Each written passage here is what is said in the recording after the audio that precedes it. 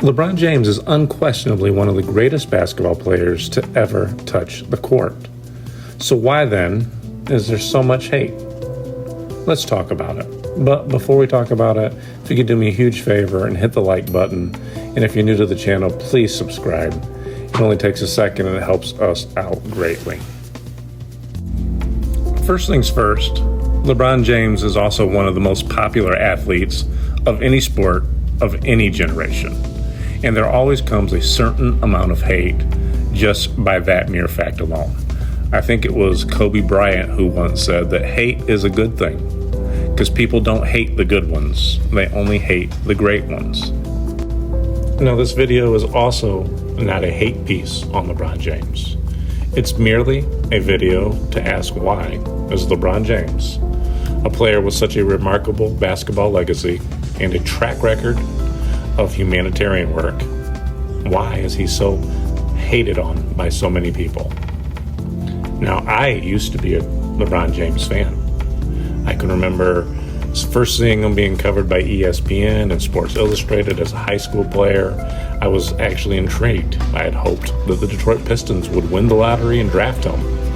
Even when the Pistons ended up with the second pick that year, I had some hope that some miracle would happen and Cleveland would, for some reason, not pick him.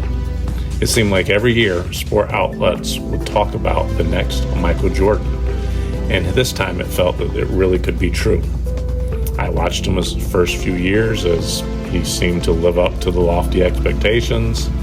And I specifically remember Game 5 of the Eastern Conference Finals against my Detroit Pistons when he scored the final 25 points for the Cavs in a victory, which is quite possibly still the most impressive performance I have witnessed. Like I said, I was a fan. That is until I wasn't a fan anymore. Which brings me to the first thing that people often criticize LeBron James for.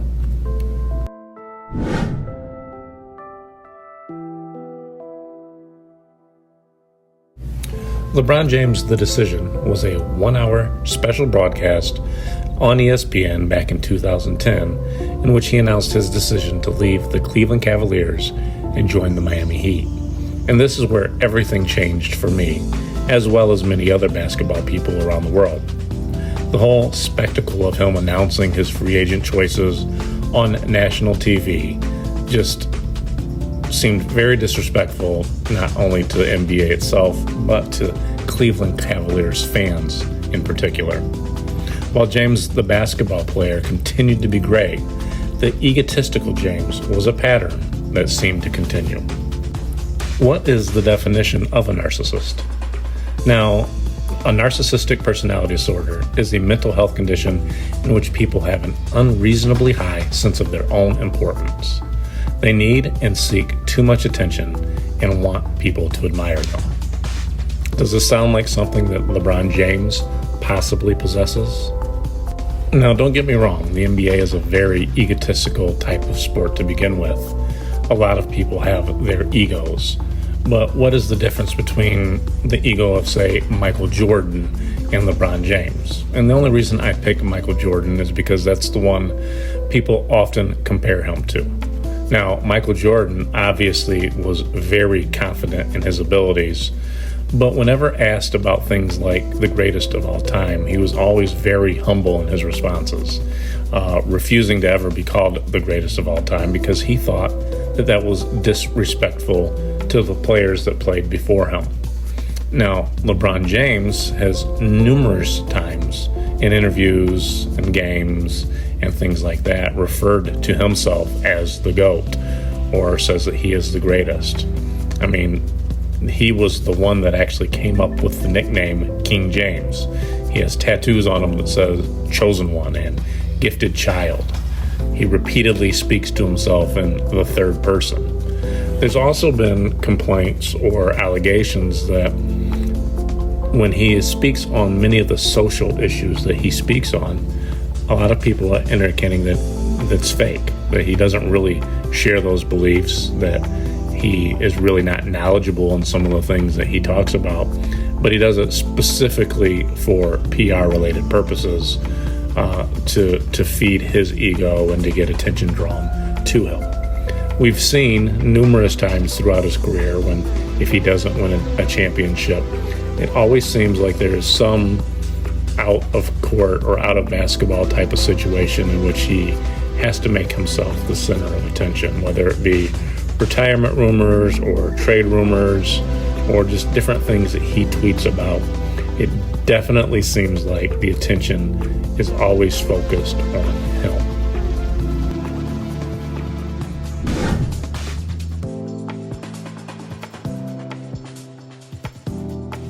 Another critique I often hear people complain about with LeBron James is that I hear many people indicate that they think he is whiny. Now, you can see through these various clips of all the times that he whines to the refs, often in a very exaggerated fashion, which is nothing new, not just for LeBron James, but anytime you watch the NBA, everybody is whining to the refs. It's actually gotten to the point where it often makes it difficult to watch NBA games because of that. But because LeBron James is the biggest player in the league, when he whines to the refs, it does absolutely get critiqued. I think the biggest issue that I have when I watch the whining to the refs is it always seems to be where he's down there complaining to the refs about a no call that he didn't get, but then the other end of the court, he doesn't go back on defense and often leaves his team down a player playing defense. But it's not just the whining to the refs, it's whining outside of the game as well. Throughout his career, I've heard him complain numerous times about not getting enough help, despite many people believing that he's built super teams everywhere that he's gone.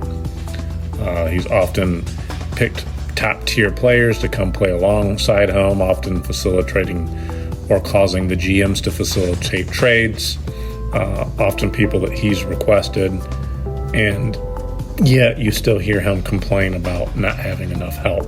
And it's one of those situations where it seems like whenever a LeBron James team fails, it's because he didn't get any help.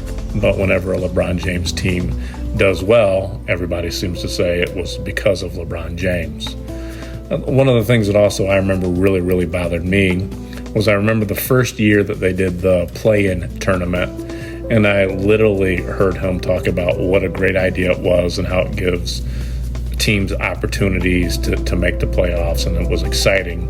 And then that very next year, when his team was one of the teams that were actually going to have to play into the play-in tournament, he actually makes some statement about whoever came up with that needs to be fired.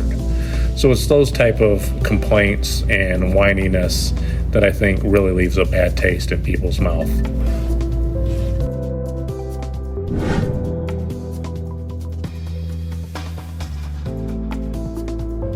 Another one of the issues that I've heard people critique LeBron James for is the issue of flopping. Now, LeBron James has become known as one of the bigger floppers in the NBA, often given the nickname La Flop by other people.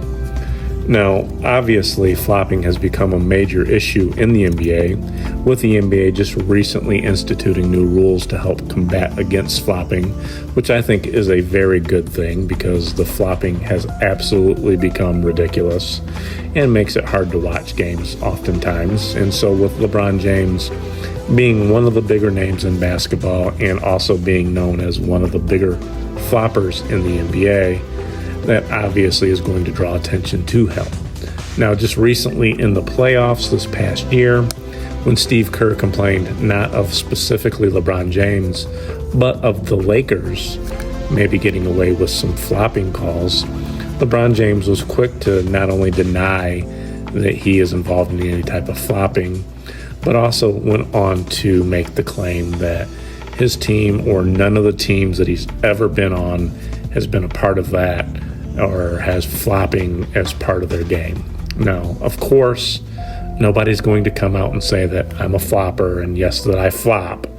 But it's clear from the evidence and the videos that we're playing here that LeBron James absolutely flops with the best of them. That he often exaggerates contact and oftentimes does things that could really irritate just the casual fan of somebody that hates flopping.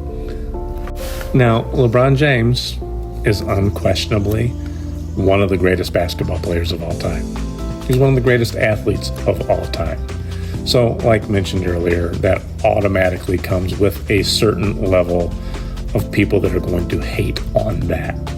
Now, if people want to complain and say that they don't like LeBron James because of any basketball-related skill, now that's just ridiculous. He's one of the greats. His skill is undeniable, and anybody that absolutely uses that as the criteria for why they do not like LeBron James is in fact just being a hater, and it would be hard to take anything that they say serious. But if somebody says that they don't like LeBron James for one of the reasons that was mentioned here in this video, now that's understandable. Like I said, he oftentimes has some of the characteristics of a narcissist, and it's hard to like a narcissist. So that would be understandable. I'm not saying that he is a narcissist, and I'm not saying that it is okay to hate on an individual because, like I said, he is a great basketball player. But when we're breaking it down and getting to the fact of why do people hate LeBron James, it's because of those issues that we've relayed here in this video. Now, if you've enjoyed this video, like I said, please hit the like button. Please subscribe. Like I said, it'll help us out greatly. And leave a comment. Let us know what type of videos you would like to see next. Thanks for watching.